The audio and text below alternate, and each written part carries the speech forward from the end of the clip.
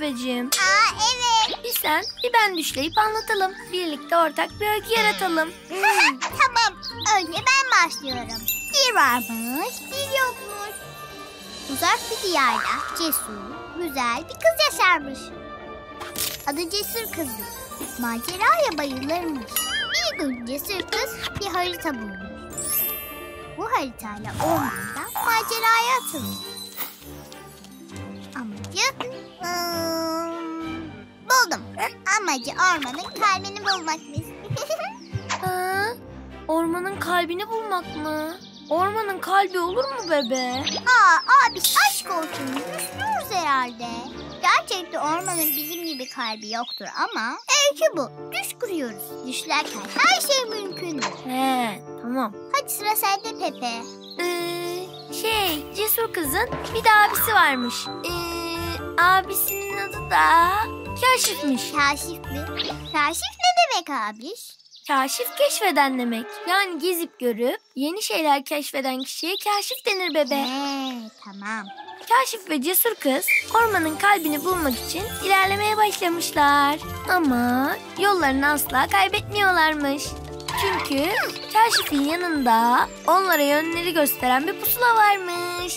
Ne de abiş? Ah bebe, hep soru sorup hikayeyi bozuyorsun ama. Ama bilmediğim şeyleri sormak zorundayım. Anlamıyorum hikayeyi abiş. Haklısın. Pusulayı böyle tutuyorsun. İbresi var. Sana yönünü gösteriyor. Doğu, batı, güney ve kuzey diye yönler var. Onları gösteriyor. Pusula. Yön bul yani. Tamam. Önceden böyle yuvarlak bir cihazmış pusula ama şimdi akıllı telefonların içinde dijital pusula var. Anladım. Tamam. Ben devam ediyorum. Ama birden pusula bozulmuş. Bebe, niye bozdun şimdi pusulayı? Heyecan olsun diye abiş. Peki ama şimdi Cesur ve Kaşif ormanda yollarını nasıl bulacakmış? Çok basit. Kaşif hemen bir karınca yuvası bulalım demiş. Aramışlar ve bir karınca yuvası bulmuşlar. Ne var Kaşif? Neden karınca yuvasına bakıyorsun? Yönümüzü bulmamız gerekiyor. Unuttun mu? Karınca yuvaları bize yönümüzü gösterir Cesur Kız. Bak burası güney demektir. Çünkü karınca yuvalarının ağızları bize hep güneyi gösterir. Ya harika bir öykü oluyor. Devam abi devam hadi. Zaten onlar da güneye gideceklermiş. Böylece güney yönünde ilerlemeye devam etmişler. Ormanın kalbine gittikçe yaklaşıyorlarmış. Ormanın kalbi mi? Eke hoş geldin. Eke hoş geldin. Ormanın kalbi öyküde Ekeciğim. Hadi gel sen de katıl öykümüze. Düş kurup öykü yazıyoruz birlikte. Eke düş kurmaya bayılır.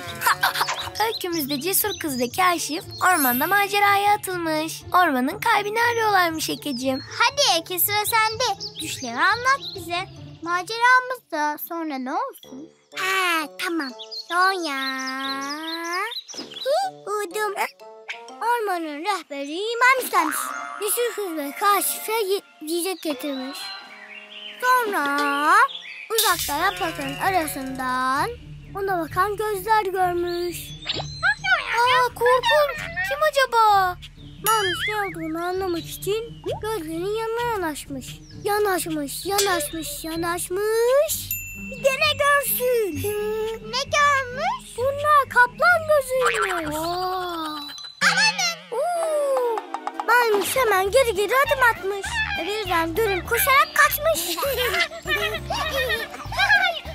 Tam o sırada bir ağaca çarpmış.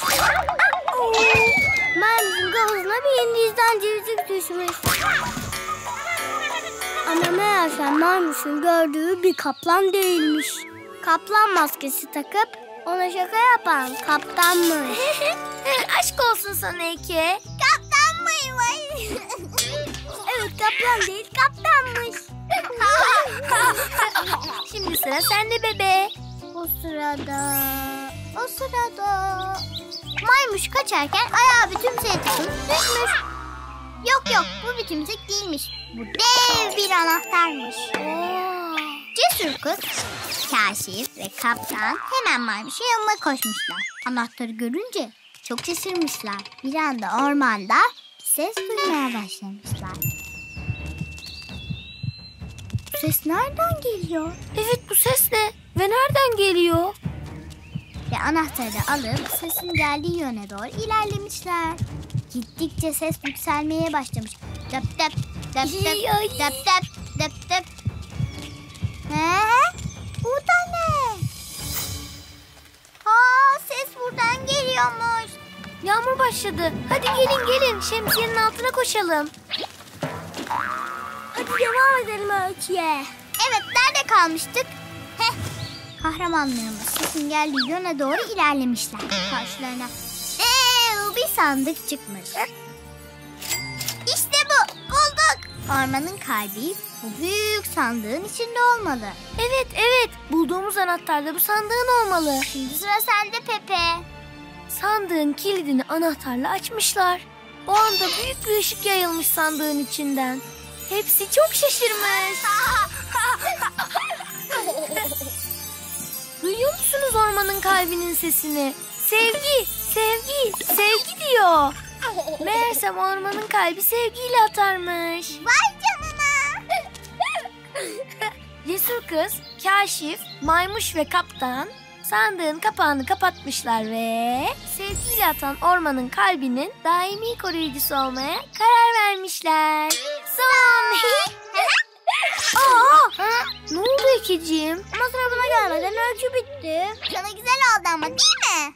Benim bir etkim olmadı ki sonuna. Oldu ya. Olmadı işte, olmadı. Ver siz bitirdiniz.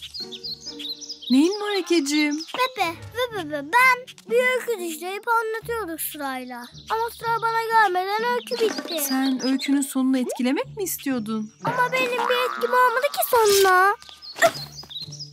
O ses nereden geldi? Galiba sudan geldi su. Hadi minik bir taş atmayı dene su birikintisinin içine. Bakalım ne olacak? Tamam. Eke, şu dalgalara bak. Nasıl böyle oldu? Minik bir süre içinde öyle küçük bir dalga oldu. Sonra onun yarattığı dalgalar büyüdü, her yere ulaştı. Evet Ekeciğim. Aslında her sözümüz, davranışımız ve düşümüz işte böyle etkiliyor hayatı. Küçük de olsa yarattığı etki gittikçe büyüyor. Aslında sen öykünün son cümlesini söylememiş olabilirsin. Ama anımsa, öykü esnasında anlattığın tüm düşlerin öykünün sonunu etkiledi. Aslında öykünün sonunu hep birlikte belirlediniz. Ekeciğim lütfen üzülme. Öykünün sonunu beğenmediysen değiştirebiliriz istersen. Önemli olan hepimizin sevmesi. Ne dersin? Yol sonunu çok beğendim. Sonuçta benim de etkim var bu sona. Tabii var. Eğer senin düşlediğin gibi kaptan maymuşa şaka yapmasaydı, maymuş kaplan şakasından kaçmasaydı uzaklardan duyamayacaklardı. Tabii ulaşamayacaklardı.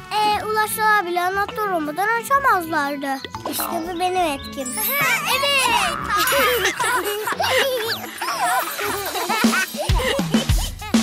Bir gülüşün etkisi ne kadar acaba? Dalga dalga, dalga dalga yayılıyor hayata. Bir gülüşün etkisi ne kadar acaba? Dalga dalga, dalga dalga yayılıyor hayata. Dalga dalga, dalga dalga yayılıyor hayata. Sevginin etkisidir bu, sakın şaşırma. Dalga dalga, dalga dalga yayılıyor hayata.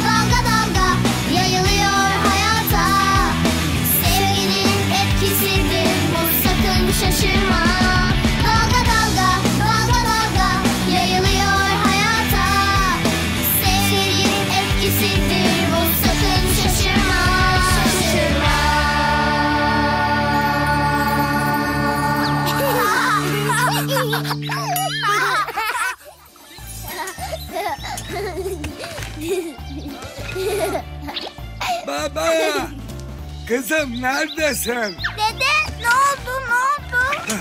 Bebeğim, ben süt sağarken sen şu yumurtaları toplayıp götürür müsün? Tabii ki götürürüm dede. Aman dikkat, kırma yumurtaları. Kırmam dede. Hem götürdüğümde belki nenem bana da tereyağlı yumurta yapar. Karnım acıktı valla. Bayılırım yumurtaya. Hadi o zaman ben gidiyorum. Sana kolay gelsin. Güle güle dedeciğim. 1, 2, 3, 4, 5. Hava güzel, bak güneş. 6, 7, 8, 9, 10. Saydım bitti bak son.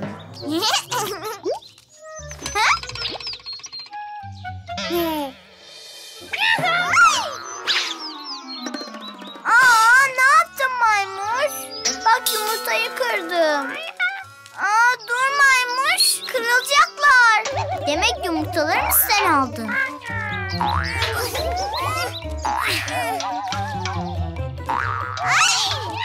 Yaramaz maymuş. Şimdi görürsün seni nasıl yakalayacağım.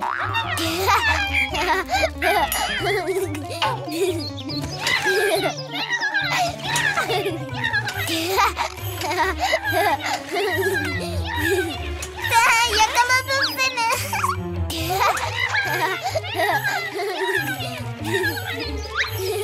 Dededen kaçış yok maymuş.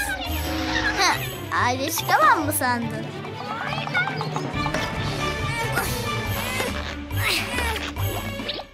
Ver şimdi yumurtalarımı geri.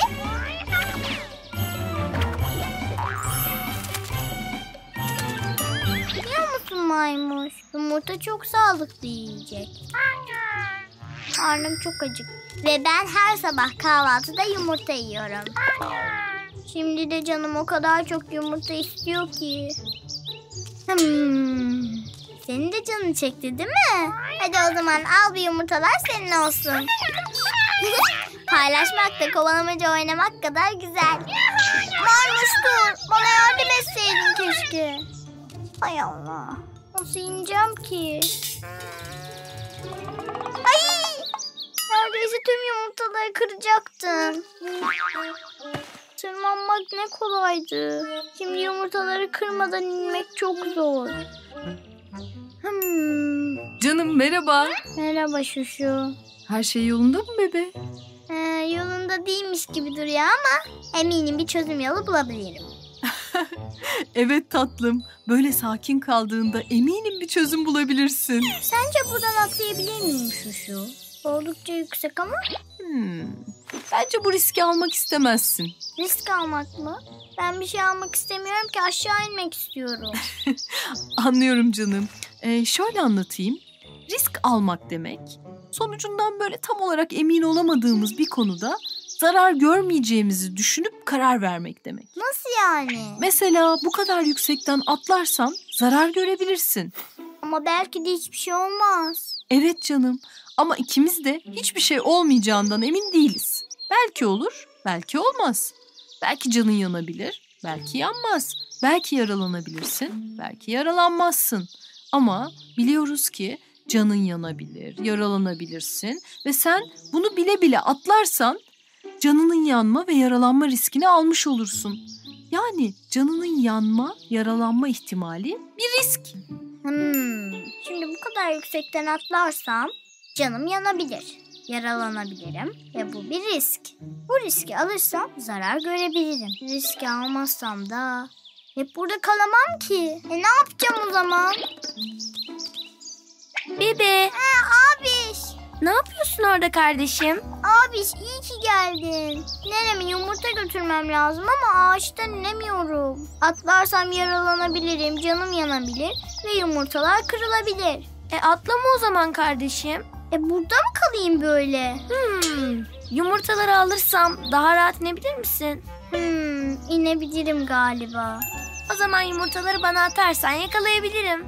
Yakalayamazsam? Yakalarım, at sen.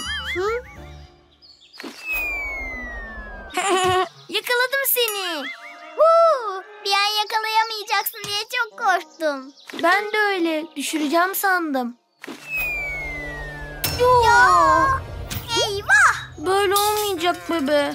Yumurtaları kırmadan, seni yaralanmadan indirmenin bir yolunu bulmalıyım. Ama nasıl? Bunun cevabını bir şarkıyla bulmaya ne dersiniz çocuklar? He, yaşasın. Evet derim. Hadi o zaman.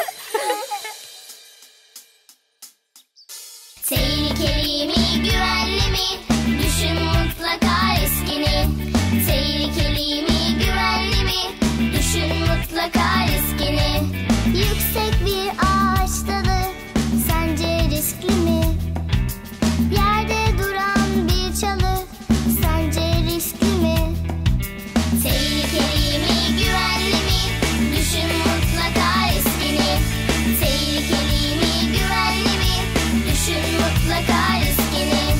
Parktaki bank boyalı, sence riskli mi?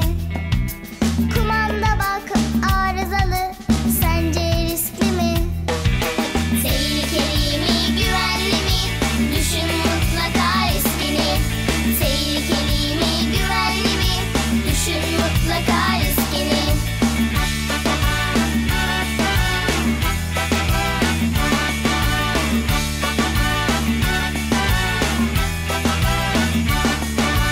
Yerde kaygan bir halı, sence riskli mi? Arı koruyor bak balı, sence riskli mi? Tehlikeli mi, güvenli mi? Düşün mutlaka riskini. Tehlikeli mi, güvenli mi? Düşün mutlaka riskini. Burada her şey pahalı, sence riskli mi? Uzat bana tutkalı, sence riskli mi? Tehlikeli mi, güvenli mi? Düşün mutlaka riskini. Tehlikeli mi, güvenli mi? Düşün mutlaka riskini. Tehlikeli mi, güvenli mi? Düşün mutlaka riskini. Tehlikeli mi, güvenli mi? Düşün mutlaka riskini.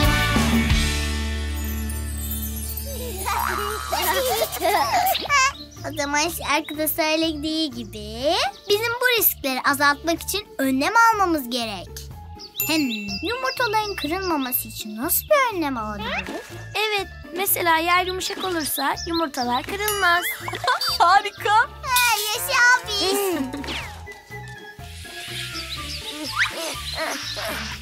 Şimdi düşerse de samanlara düşeceği için risk için önlem almış olduk. Doğru tatlım. Canım abişim önlem aldı. Yaşasın. Önce sabana düştüğü için zıplasa da kırılmadı. Başardık. Sanırım şimdi de benim inmem gerekiyor. Değil mi abiş? Bence bu riski alma bebe. Canın çok acıyabilir. Çok yüksek bir yere çıkmışsın. Canımın yanması da zarar görmek de alabileceğim riskler değil. O zaman bu riski nasıl azaltırız onu düşünelim. Nasıl bir önlem alabiliriz? Tabii ya. Ben bunun cevabını biliyorum.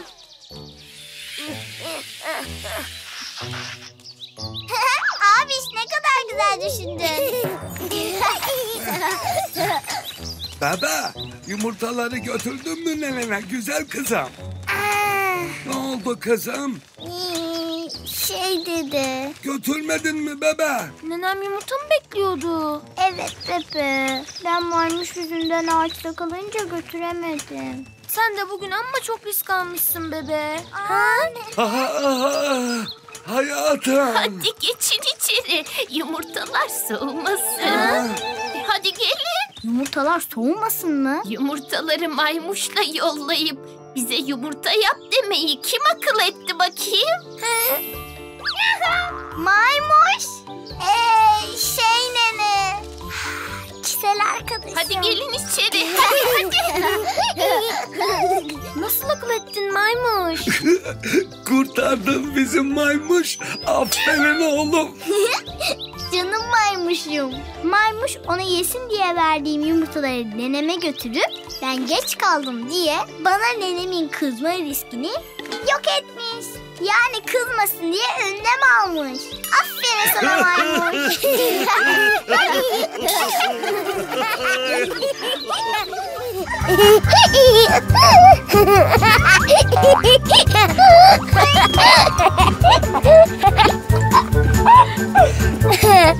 Merhaba Pepe. Merhaba Şuşu. Bakıyorum bugün keyfin çok yerinde. Evet, böyle rüzgar yüzüme vuruyor ya. Havalarda ısınıyor ya. İçimden çok güzel duygular geliyor Şuşu. Ne güzel bir tanem. Zulu'nun yanına gidiyorum. Onun da ittirgiti var biliyor musun? Beraber gezeceğiz biraz. Harika.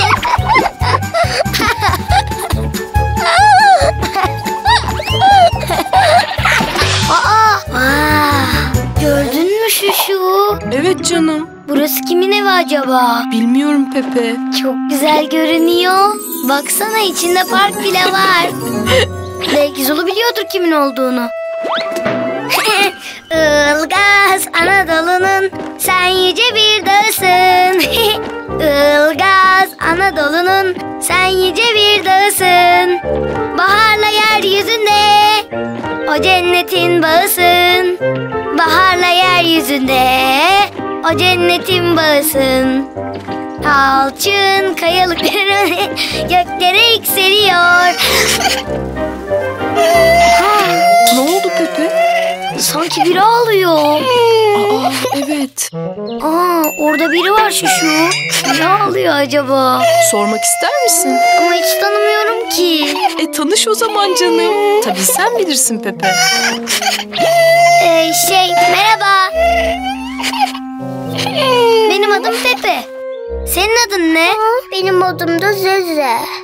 Ne güzel bir adın var. Memnun oldum Zeze. Zeze. Adın benimkine benziyor. Evet benziyor Pepe. Ben de memnun oldum. Biraz üzgün görünüyorsun. Hatta sanki ağlıyordun demin. Evet. Ne oldu? Belki sana yardım edebilirim. Evde küçük kardeşim bisikletimi kırmış. Ya! Babam da evde yok. Bir türlü onaramadım bisikletimi. Ona çok kızgınım. Anladım. Peki kardeşinin isteyerek kırdığını mı düşünüyorsun Zeze? Bilmiyorum Pepe. Belki de beni kıskandığı için kırmış. Zeze, bence istemeden kırmıştır. İnsan sevdiğini hiç üzmek istemez ki. Senin üzüleceğini bile bile yapmamıştır bence. Kardeşler böyle şeyler yapmazlar. Öyle mi diyorsun? Evet. Bak bir fikrim var. Bisikletinin kırılan parçalarını buraya getirirsen belki onu Zulu ile beraber onarabiliriz. Zulu mu? O kim? O benim en sevdiğim arkadaşlarımdan biri. Zulu her şeyi onarabilir. Hem tanışmış olursunuz. Tamam geçiyorum Pepe, bekle. Aferin sana Pepe. Gerçekten seninle gurur duydum bir tanem. Çok tatlı bir kız Zeze Şuşu. Evet canım. Bence de çok tatlı. Biraz değişik ama. Nasıl değişik? Yani Şile gibi böyle süslü püslü değil. Etek falan da giymemiş ya. Evet doğru. İnsanlar Farklıdır. çok çabuk öğreniyorsun Pepe.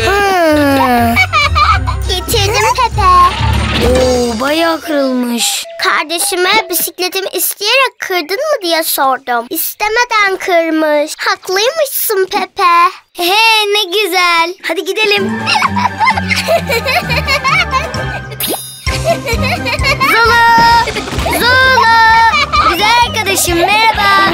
Bak Zulu, bu yeni arkadaşım Zeze. Zeze, bu da Zulu. Merhaba Zulu. Zulu bak, Zeze'nin bisikleti kırılmış. Onu onarmamıza yardım eder misin? Bisikleti onarıyor Pepe ile Zulu. Bisikleti onarıyor Pepe ile Zeze. Çok güzeldir bir şeyleri yapmak birlikte. Çok güzeldir bir şeyleri yapmak birlikte. La la la la la la la la la la la la. La la la la la la la la la la la la. Bisikleti onardı Pepe ile Zulu. Bisikleti onardı Pepe ile Zeze. Çok güzeldir bir şeyleri yapmak birlikte. Çok güzeldir bir şeyleri yapmak birlikte. La la la la la la la la la la la la. La la la la la la la la la la la la. La la la la la la la la la la la la. Çok güzeldir bir şeyleri yapmak birlikte. Harika. Çok yaşa Zulu. Gerçekten çok güzel oldu. oldu. Eskisinden bile güzel oldu. Teşekkür ederim Zulu. Hadi şimdi hep beraber gezelim mi? Şurada bir ev gördüm. Orayı göstermek istiyorum size. Hadi gelin.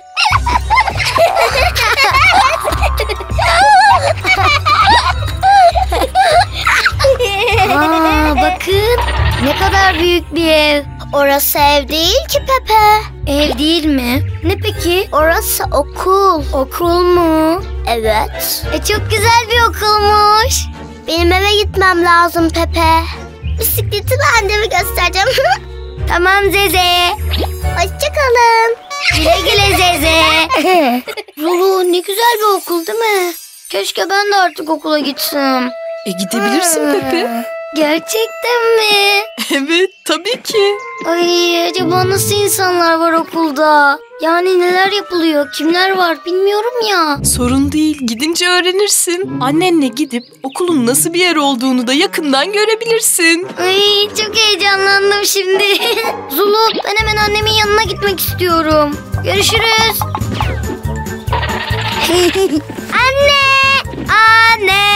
Efendim Pepeciğim, ne oldu canım? Anne ben okula gitmek istiyorum. Okula mı gitmek istiyorsun? Evet anne evet. Ben artık okula gidebilirim değil mi? Yani okula gidecek kadar büyüdüm öyle değil mi?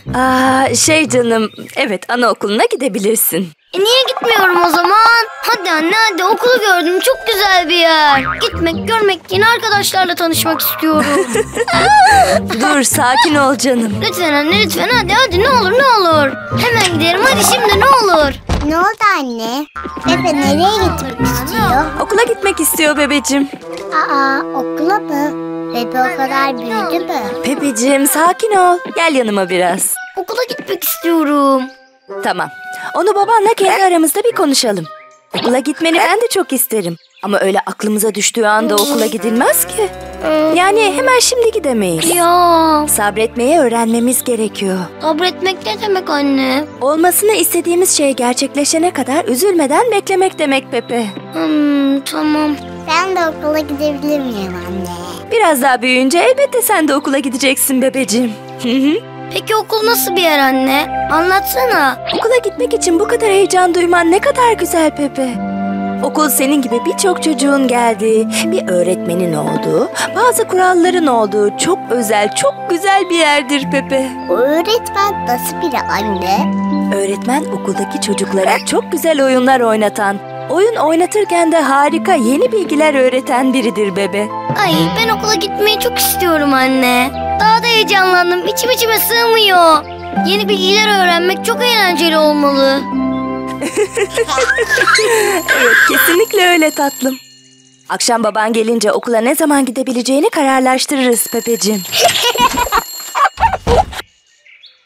Şuşu duydun mu? Okula gideceğim okula. Evet canım. Şu an çok mutlu. Mutlu. O da olacak okullu. Pepe şu an çok mutlu. O da olacak okullu. Lay lay lay lay lay lay lay lay lay lay lay lay lay lay.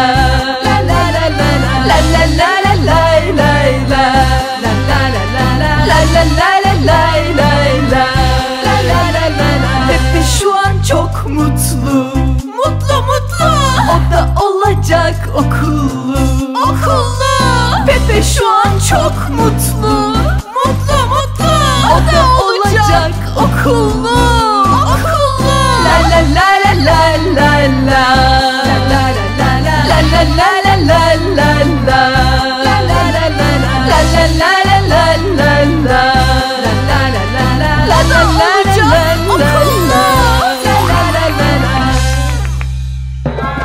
Pepe çok mutlu çok mutlu.